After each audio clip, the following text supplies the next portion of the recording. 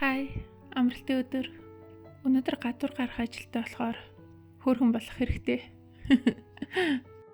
Өнөөдөр Бээжингийн их сургуулийн олон улсын оюутнуудын соёлын өдөрлөгтэйгээд манай сургуулийн нэг оюутандөө урилга явуулсан байсан. Тэгээ бид гурав өнөөдөр тийш очино. Бээжингийн их сургууль ямар вэ гэж юу? Яах вэ ч гэж тийё. Ерөөс яах вэ гээгүй шүү энэ. Дэлхийн топ 2-т ордог, Хятадта топ 1, за топ 2, CES 985 221 гэдэг ангиллуудын топ сургууль. Ер нь аюул алдартай том сургуулихгүй юу? Тэгээ Хятадта нэгтгэн юм уу хоёр дахь юм уу гэж юу гэж бодож байна. Бээжингийн их сургууль, Чинхуа их сургуультай яг топ 1 үү 2 үү гэдгээ ер нь өрсөлддөг. Тэгээ зарим үзүүлэлтээрээ нэгт орсон, зарим үзүүлэлтээрээ хоёрт орсон. Тэгээ явж идэв. Гэтэ энэ хоёр өрсөлдөгч хүчтэй аль нэг хэттэй топ сургуулиуд болохоор ер нь дэлхийн чансаар нь бол их хөвчлэн Чинхуа их сургууль арай урд нь орсон байдیں۔ Гэхдээ шууд бас тэгж харьцуулахад худлаа л да. Ягаад гэвэл энэ хоёр ч өөрсдөө онцлогтой, өөрсдөө онцгойрох мэрэгжил чиглэлүүдтэй. Одоо Чинхуа их сургууль гэхэд технологи, байгалийн шинжлэх ухааны мэрэгчлүүд илүү давмгайлсан, мундаг сайн байдаг бол Бээжингийн их сургууль харьцангуй нийгмийн шинжлэх ухаан, хууль, түүх гэсэн мэрэгчлүүдээрээ илүү сайн байдаг. Гэхдээ би Чинхуа их сургууль сурч байсан болохоор би бол Чинхуагийн баг одоо өрсөлдөгч дээр өнөөдөр ирнэ гэж мэгээд. Бээжингийн их сургуулийн кампус нь илүү түүхэн уламжлал шинжтэй. Ер нь бол эндээс яг хятадын соёл онцлогийг харж болохоор бараг түүхэн цэцэрлэг түрээлэн шахуу ийм кампустэй. Одоо энэ харагдаж байгаа нурыг Вэймэнхүү буюу одоо нэргүү нур гэж байгаа байхгүй юу? Тэгээд анх 1900 оны ихээр энтгийн оюутнууд хэн илүү хөрөнгө оруулалт ханд өгөөг нь түүний нэрээр аль эсвэл түүний нэр орсон үсгээр ингэж нураа нэрлэхэ болио зүгээр нэргүү нур гэд нэрлэлчий гэж шийдэд одоо нэргүү нур гэд энэ хэмэл нураа нэрлэлсэн байгаа байхгүй юу? Ер нь энтгийн оюутнуудыг тэгж ярьдیں۔ Нийгмийн шинжлэх ухаан илүү давмгай байдаг болохоор харьцангуй либерал, эрх чөлөөт үзэл санаа дээр суурилсан боловсрал болгодог гэдгээр онцлог байдаг. Юу гэхээр нь стоо. Тэгээд яриач тий. Хүлээгээл лээ. Манай ээж бүр стори чаа. Ваа. Баярлалаа.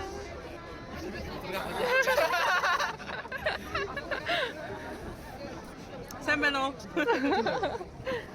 Энтгийн оюутнууд бүтгээ засаад Монголын уламжлалт, шагай, харваа, чимэглэл сүнэрүүдэд үзүүлэн болгож бэлдээд тавгаа засаад ууцаа тавиад гээ хотлоод бууцаалаадаа бэлдээд хөрхөн бүтэгт зассан байна. Одоогоор энэ Бээжингийн их сургуульд 50 орчим монгол оюутан суралцдаг гинэ. Одоо жоохон байжгаад Монголын урлагийн номер гарна гинэ. Тэрнээс өмнө гял саллаад авъя.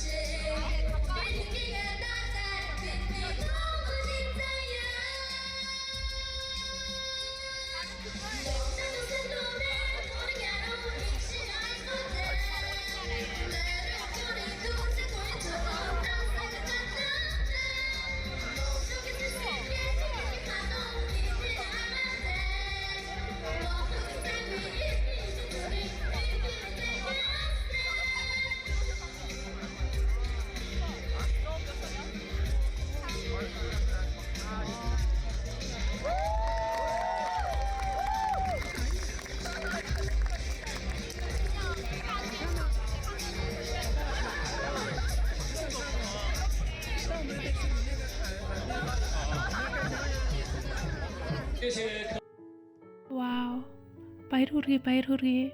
Өстэй сайн байлаа. Бүүнөрөө ингээл яг дуу бүжгээ аюу сайн бэлдсэн байна ялцчихгүй.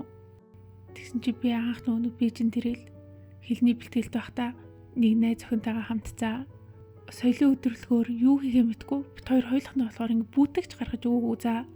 Тэгээд хоёул амирын нийтийн нөгөө тайзан дээр Монгол дээлээ өмсөд гараад тэгээд хоорондоо хадаг бариад ингээ золгоод тэгчээд ингээ ядаж тэрийг юу хийгээд байгааг тайлбарлаж чадахгүй за хэл усаас зураагүй болохоор ядаж ингээд монголчууд бидний мэдлэн золгох ёс нь ахмад хүнийхээ тохоо доогуур түшиж ахмад хүндээ үнэрлүүлж өнсүүлж ингэж мэдлжил золгодог гэд ингээ тайлбарлаж чадахгүй за нэг нийтдээ хоёр юм тайзан дээр гарчаа хоорондоо золгочоо тэгээ буугаа яваад гэсэн амар хортой үзчихсэн хүмүүс юу болоод байгааг ойлгоочгүй байх.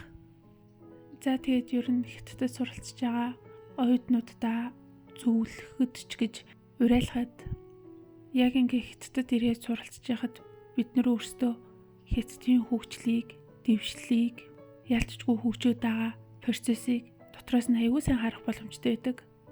Энэ улс ялцчгүй томорчин хөгжиж байна гэдг нь биднэрт хамгийн сайн харагддаг. Тэгэд альва нэг улс хөгжин томорно гэдг нь ер нь хөрш орнуудаа өөрийн нөлөөгөө тогтоох, нөгөө талаас хөрш орнууд ч мөн өөрсдийн дархлаагаа чангаруулж анхаарал болгоомжоо нэмэгдүүлж эхлэх нь зайлшгүй асуудал. Тийм болохоор Хятадд суралцж төгсөх оюутнууд ямар ч ихсэн боловсралтай болоод хэл устай болчхоор өөрийн гэсэн орлого хуримтлалтай болох боломжтой болчдөг.